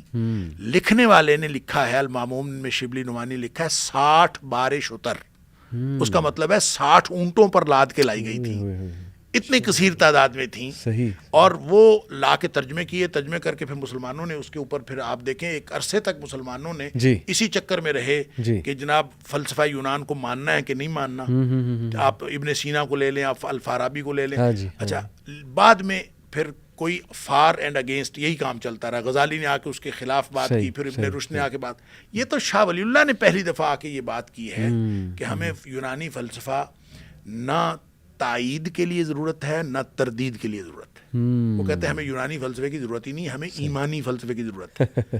لہٰذا میں جو بات کر رہا تھا کہ یہ جو نظریہ ہے وحدت الوجود کا، یہ اصل میں اسی کو سپورٹ کرنے والے یہ سارے نظریات ہیں، یہ میڈیٹیشن ہے. لہٰذا جب آپ اس کو، جو اس کا تعلق قبل مسیح کے ساتھ ہے، اور قبل مسیح میں آپ جب دیکھتے ہیں تو وہاں آپ کو بڑی ایک دلچسپ بات ہے کہ اورفیس کے مذہب میں جو 8ویں صدی قبل مسیح میں ہوا ہے، جی جی وہاں اواگون کا تصور موجود ہے، جونی چکر کا اچھا نظریہ تناسخ ارواح، جو کہ ہندوؤں کا نظریہ ہے، اور ہندو بھی چونکہ ایک قدیم ترین تہذیبوں میں سے ایک تہذیب ہے، لہٰذا لگتا یوں ہے، اور باقاعدہ یہ مورخین فلسفہ نے لکھا ہے کہ لگتا یہ ہے کہ یہ کوئی علاقائی کنیکشن ہوا تھا اس دور میں، اور یہ نظریہ ہندوستان سے ہی وہاں یونان میں پہنچا، اور یونانی جو ہے وہ اس بات کے قائل تھے کہ نظریہ تناسخ ارواح کی. لہٰذا وحدت الوجود ٹریول کرتا ہوا جہاں بھی آیا، آپ نے دلائل جہاں سے بھی لیے، اصل بات تو یہ ہے کہ ہم جس چیز کو پروموٹ کر رہے ہیں وہ عالمگیر روح کے ساتھ اتصال، خدا کے ساتھ اتصال کا ایک نظریہ ہے. اس ایسا کوئی نظریہ شریعت نے نہیں دیا. بالکل ٹھیک. اور حضرت مجدد الفسانی علیہ الرحمہ نے بہت ہی بات، شیخ احمد سرندی نے بات، شاندار بات اور شاندار طریقے سے بات کی. انہوں نے کہا کہ یہ لوگ جو وحدت الوجود والے ہیں نا، یہ سلوک کی پہلی منزل کے مسافر تھے. ان کو روشنی پڑی ہے، صحیح، حق کی روشنی، یہ اور انہوں نے تصوف کی زبان میں جواب دیا. وہ کہتے ہیں حق کی روشنی ان کو پڑی ہے اور ان کی آنکھیں چندھیا گئی ہیں. پھر انہوں نے جس طرف دیکھا ہے ان کو وہی روشنی نظر آئی ہے. اب یہ سامنے روشنی ہے نا، روشنی کو تھوڑی دیر دیکھتے رہیں، اس کے بعد اپنی طرف بھی دیکھیں گے، آپ کو وہی روشنی نظر آئے. جی جی جی جی. تو کہتے ہیں کہ یہ تو پہلا مرحلہ تھا، یہ اگلے مرحلے پہ جا ہی نہیں سکے. یہ اگلے مرحلے پہ جاتے تو ان کو دنیا کی سنویت نظر آتی، اور وہ سنویت کیا ہے؟ خالق اور مخلوق کی سنویت ہے. خالق ایک الگ اینٹی ہے، مخلوق ایک الگ اینٹی ہے. یہ کبھی دونوں آپس میں ایک جیسے نہیں ہو سکتے. اور قرآن نے بھی بار بار یہی بات کی ہے کہ خالق اور مخلوق کیسے ایک جیسے ہو سکتے ہیں. لہٰذا اس طرح کی جتنی میڈیٹیشنز یا مذہبی جو بیک گراؤنڈز ہیں، ان کو کسی بھی صورت نہ مانا جا سکتا ہے، اور نہ ہی ان کو کسی معاشرتی بنیاد پر یا کسی میڈیکل پوائنٹ آف ویو کی بنیاد پر نہ ہی ان کو پریکٹس کیا جائے. بالکل ٹھیک، بالکل. بہت سے لوگ ہیں اس پہ بلیف رکھتے ہیں ہمارے کلچر میں کہ اللہ ہر جگہ ہے فزیکلی، اور دل میں بھی ہے، اور وہ فزیکلی، دے مین فزیکلی، ایسا نہیں ہے کہ علم کے اس سے. تو یہ بھی کلیئر میرے خیال آپ کر دیں کہ اللہ سبحانہ تعالیٰ فزیکلی تو کریشن سے ابو ہے، اور اپنے عرش پہ جس طرح اللہ کی شان جو ہے اس کے مطابق اللہ تعالیٰ مستوی ہیں. تو یہ تو بلکہ ایک حدیث سے بھی ثابت ہے نا کہ نبی صلی اللہ علیہ وسلم کے پاس ایک صحابی ہے، انہوں نے اپنی لونڈی کو شاید مارا تھا، تو نبی صلی اللہ علیہ وسلم نے کہا اسے آزاد کرو. تو یہ سوال خاص پوچھا تھا، این اللہ کہاں ہے؟ تو اس نے کہا فی السماء. تو انہوں نے کہا کہ اسے چھوڑ دو، یہ مومنہ ہے.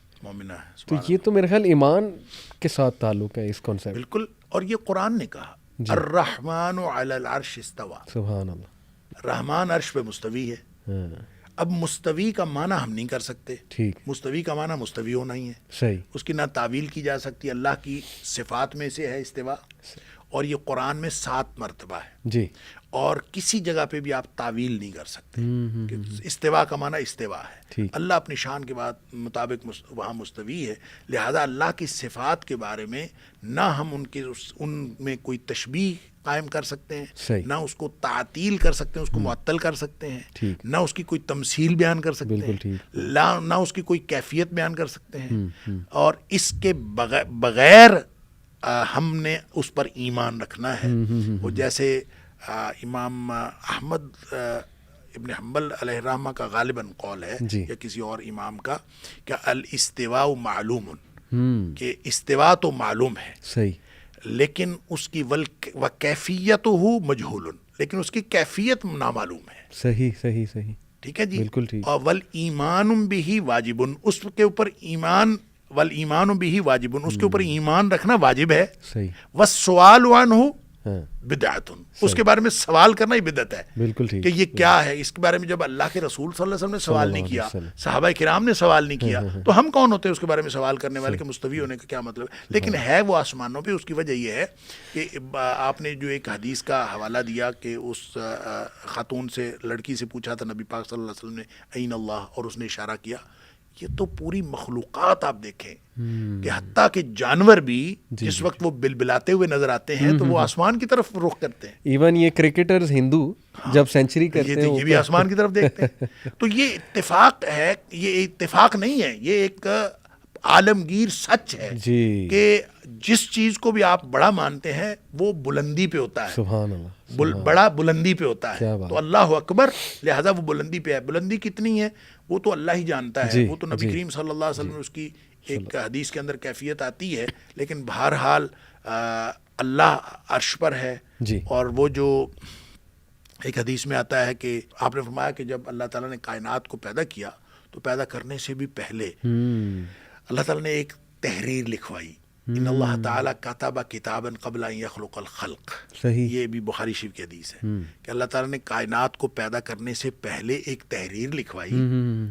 اس کے اوپر لکھوایا, ابھی کوئی پیدا نہیں کیا تھا, تو اس کے اوپر لکھوایا کہ ان غضبی ان رحمتی سبقت غضبی. میری رحمت جو ہے وہ میری غصے کے اوپر حاوی ہے. اچھا, پھر نبی پاک صلی اللہ علیہ وسلم فرماتے ہیں فَهُوَ مَكْتُوبٌ عِنْدَ اللَّهِ فَوْقَ الْعَرْشِ. اب وہ جو تحریر ہے اب بھی اللہ کے پاس عرش کے اوپر لکھی ہوئی ہے. سبحان اللہ. اللہ کے پاس عرش کے اوپر. صحیح. تو اللہ تعالیٰ ذات کے اعتبار سے تو عرش پر ہے جی, اور جو اس کی شان ہے کہ اس کا علم عرش پر ہونے کے باوجود ہر چیز پر اللہ کا علم حاوی ہے. واسع کرسی السماوات والارض. بے شک کہ اس کا جو اس کی جو کرسی ہے, اس کا جو عرش ہے, وہ ہر چیز پر حاوی ہے. تو دیکھیں یہ تو بڑائی کے اعتبار سے آپ کو اللہ تعالیٰ کے عرش کے مقابلے میں کائنات تو پتہ نہیں اتنی سی ہے, اتنی سی بھی نہیں ہے.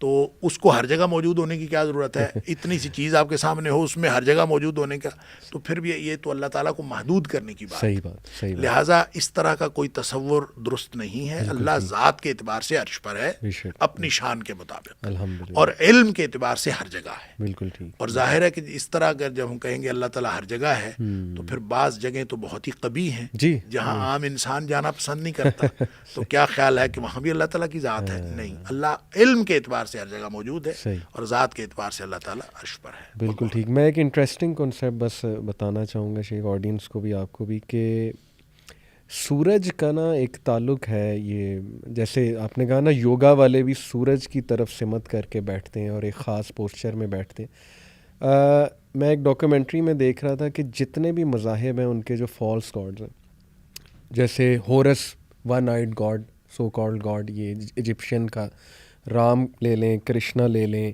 جیزس کرائسٹ ایون, ان کے تمام جو فالس گاڈز ہیں ان کی پینٹنگز اگر دیکھیں پرانی یا آج کل کی دیکھیں تو ان کے پیچھے ایک سورج ہے, ان کے پیچھے سے ایک سورج نکل رہا ہے. اچھا. یہ چرچز میں بھی یہ پینٹنگز بڑی کلیئر ہیں کہ عیسیٰ علیہ السلام سامنے کھڑے اور پیچھے سے سورج نکل رہا ہے.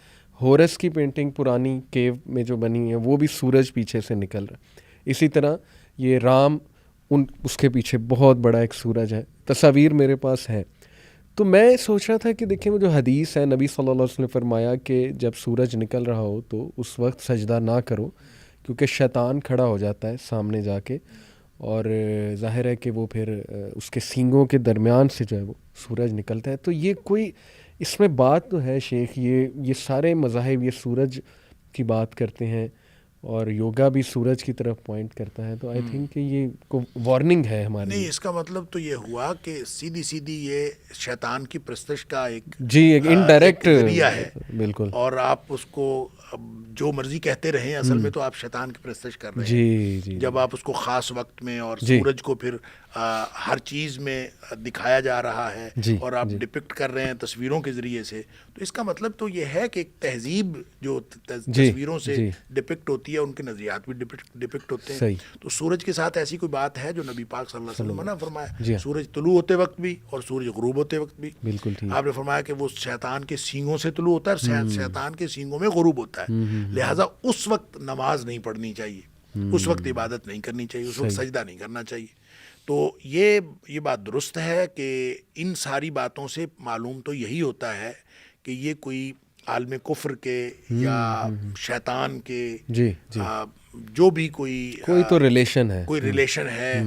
اور وہ جیسے ابھی ہم بات کر رہے تھے کہ لوگ جو ہیں وہ ایک دوسرے کے ساتھ جو ہے وہ ہاتھ رکھتے ہیں اور لمس کے ساتھ کرنٹ لگ جاتا ہے تو ان کا کیا ریلیشن ہے. ہو سکتا ہے وہ بھی شیاطین کے ذریعے سے ہو. اور قرآن نے کہا ہے کہ جو شیاطین ہیں لَيُوحُونَ إِلَىٰ أَوْلِيَائِهِمْ، وہ اپنے اولیاء کو اپنے دوستوں کی طرف وحی کرتے ہیں.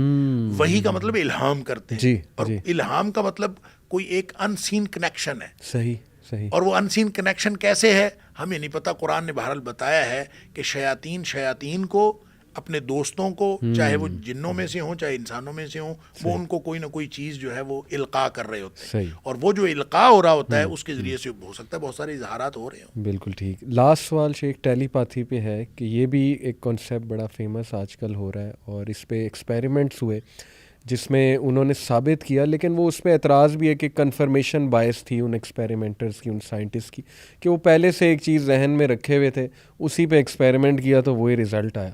لیکن اینی وے ان کا کلیم یہ ہے کہ نہیں، ہم نے تو خود دیکھا ہے کہ دو بندے دور بیٹھے ہوئے، وہ کچھ سوچ رہا ہے اور اس سوچ کو ٹرانسفر کر رہا ہے اس کے ذہن میں، اور وہ اس کے تھاٹس بھی پڑھ سکتا ہے، تو اس کے ذہن میں وہ چیزیں وہ ڈال رہا ہے اور وہ پھر اس سے پوچھتا ہے کہ میں کیا سوچ رہا تھا، وہ کہتا ہے آپ یہ سوچ رہے تھے. تو بالکل اوتھینٹک بات تھی، بالکل سچ تھی.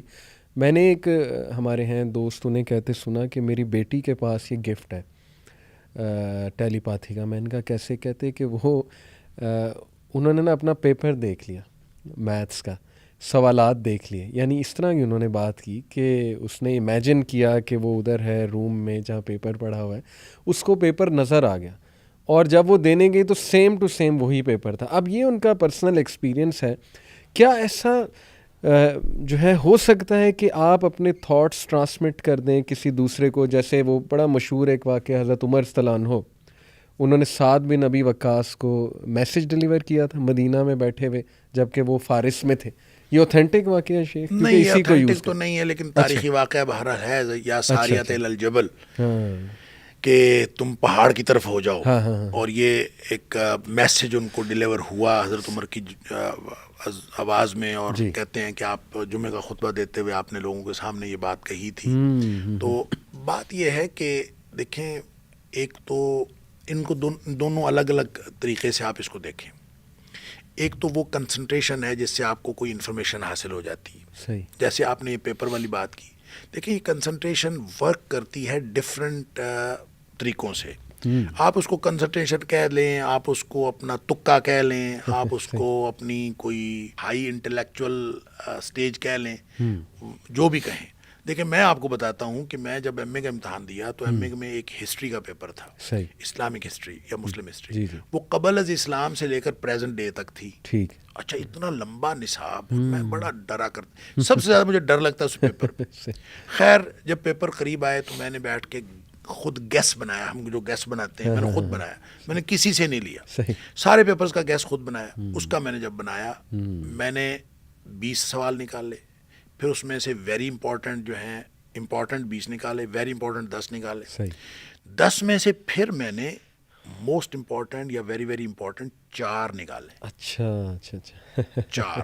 اور پیپر میں سوال ہی 4 آتے تھے. اللہ اکبر. ٹھیک ہے جی. اور میں 4 نکال لیے اور میں نے سارے دوستوں کو بتایا کہ یار یہ 4 کر لو، یہ آ جانے ہیں. صحیح. ٹھیک ہے. اور یقین کریں ان میں سے ایک سوال تو ایسا تھا جو اس سال کے کسی کے گیس میں نہیں تھا، نہ اساتذہ کے گیس میں، نہ کسی کے، لوگ اپنا اپنا. میرے گیس میں تھا. جی. یقین کریں وہی 4 سوال آئے. اللہ. اور وہی 4 سوال آئے اور جب میرا دوست میرے سے ناراض ہو گیا. صحیح. میں شام کو آیا، میرے سے بول رہی نا، میں کیوں نہیں بولتے؟ کہتا تمہیں پیپر کا پتہ چل گیا تھا تو مجھے کیوں نہیں بتایا؟ میں نے کہا یار میں تو شور میں چاہتا رہوں گی یہ 4 آ جانے، یہ کر لو. اچھا میں تو اس چکر میں کرتا تھا کہ میں نے کر لیا ہے تو دل کرتا ہے کہ یہ آ جائیں. صحیح.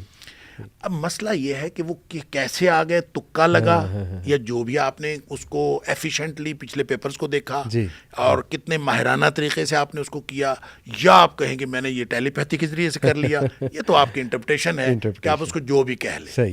لیکن بہرحال جو کنسنٹریشن ہے، یکسوئی، مجھے یوں لگتا ہے کہ ہم شروع سے لے کر اب تک جتنی باتیں ہم نے ڈسکس کی ہیں سب میں ایک بات کامن ہے اور وہ کہ یکسوئی، کنسنٹریشن. اچھا کنسنٹریشن تو ہو سکتی ہے، یہ تو اسلام بھی اس کو کنسنٹریشن کہتا ہے.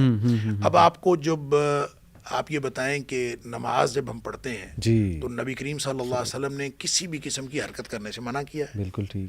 اور جو خشوع اور خضوع کیا ہے؟ یہ کنسنٹریشن ہے جی کہ آپ اپنے آپ کو کنسنٹریٹ کریں جی اور بالکل اپنے آپ کو یوں اللہ کی طرف دھیان کریں. تو جتنا زیادہ آپ توجہ سے نماز پڑھیں گے یا دوسرا ذکر بھی جتنا زیادہ توجہ سے کرتے ہیں اس سے آپ کے اوپر آپ کی بصیرت و بصارت کھلتی ہے. یہ تو بہرحال آپ کو اس کے اثرات ہوتے ہیں. اب اس کے لیے آپ کو جو دنیا کی جو مختلف چیزیں ہیں اس کے بارے میں رہنمائی بھی میسر آ سکتی ہے. اور جو اولیاء اللہ کی کرامتیں ہیں یعنی حضرت عمر فاروق رضی اللہ تعالیٰ کا والا یہ جو واقعہ ہے جی جی جی اس واقعے کو دیکھیں. جب نبی سے کوئی خارق عادت واقعہ سرزد ہوتا ہے تو وہ بھی نبی کی مرضی سے نہیں ہوتا, وہ بھی اللہ کی مرضی سے ہوتا ہے, لیکن اس کو ہم معجزہ کہتے ہیں. لوگوں کو عاجز کر دیتے ہیں. قوانین جو طبی قوانین ہیں معطل ہو جاتے ہیں. اسی طرح طبی قوانین معطل ہو کے اگر کسی بھی شخص سے کسی بھی عام امتی سے یہ کوئی بات ظہور پذیر ہو تو یہ ممکن ہے کہ وہ ظہور پذیر ہو, جیسے حضرت عمر فاروق رضی اللہ تعالیٰ عنہ سے. یعنی اس کی اتھینٹسٹی سے قطع نظر یہ ممکن ہے کہ کوئی شخص اس طرح سے اس سے کوئی ایسی کرامت ظہور پذیر ہو جائے, اس کو کرامت کہیں یا اس کو اللہ کی طرف سے. یہ نہ تو کرنے والے کی مرضی اس میں شامل ہوتی ہے اور نہ اس کا کوئی اپنا کسبی یا اپنا کوئی ذاتی اس میں قوت شامل ہوتی ہے. یہ اللہ کی طرف سے ہوتا ہے اور یہ کبھی بھی ظہور پذیر ہو سکتا ہے, آج بھی ہو سکتا ہے. صحیح.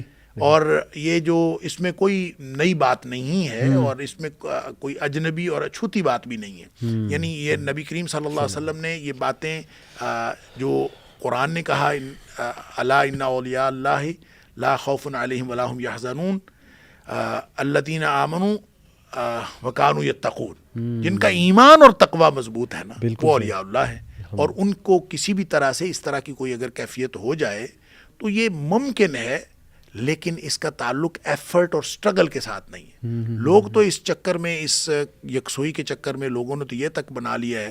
ہمارے والد صاحب اللہ تعالیٰ ان کی مغفرت فرمائے, ان کے پاس ایک آدمی آیا کرتا تھا, اب تو خیر وہ بھی فوت ہو گیا, اللہ تعالیٰ اس کی مغفرت فرمائے. وہ کہتا تھا مجھے وہ دیں جو آپ کے پاس ہے. وہ کہتے تھے کیا ہے میرے پاس؟ نماز روزہ ہے جو نبی پاک صلی اللہ علیہ وسلم بتائے. وہ نہیں آپ کے پاس کوئی چیز ایسی ہے وہ مجھے بتائے.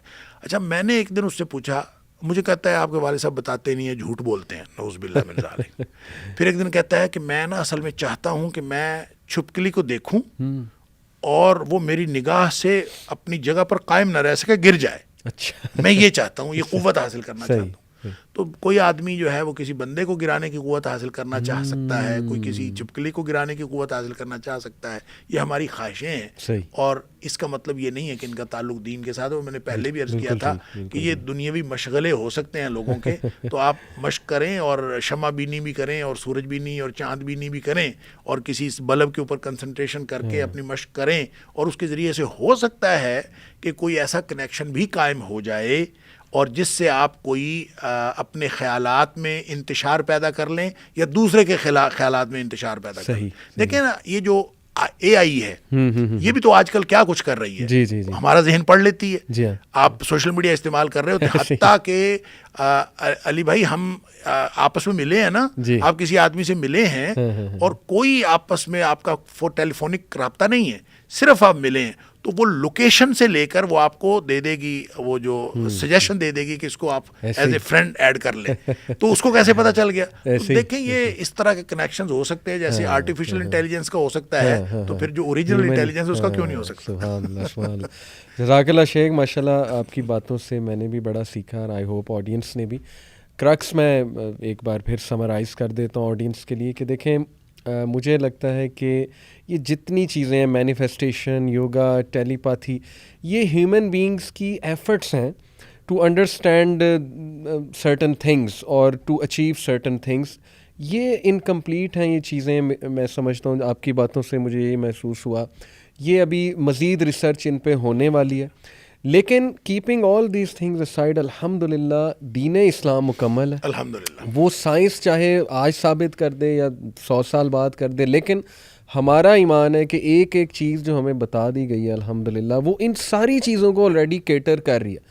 پازیٹیو تھنکنگ, فوکس, اور یہ کہ پاور آف ویژولائزیشن, جیسے آپ نے کہا اذکار ہیں صبح شام کے, ان کے الفاظ آپ نے بیان کیے, جیسے شیخ ایک یہ ذکر امسینا وامسل ملک للہ رب العالمین اللہم انی اسألک خیر ھذہ اللیلۃ فتحا و نصرہا و نورہا و برکتہا ہدایہ.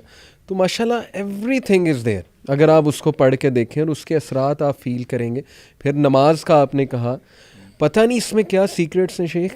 کعبہ کی ایک خاص انرجی ہے, اللہ نے اس کو بھی مبارک شہر جو ہے وہ کہا ہے. اس کی لوکیشن بڑی یونیک ہے, سینٹر آف دا ورلڈ ہے, اس کے بالکل اوپر جو ہے وہ ظاہر ہے وہ. اسی طرح جہاں جس مسجد کے اندر نمازی زیادہ ہوں وہاں کی خاص برکت ہوتی ہے. سبحان اللہ, سبحان. اب مسجد میں جا کے نماز پڑھنے کا ثواب زیادہ ہے جی جی, اور بیت اللہ میں جا کے نماز پڑھنے کا ثواب سب سے زیادہ ہے, کیونکہ سب سے زیادہ رش وہاں پہ ہوتا ہے.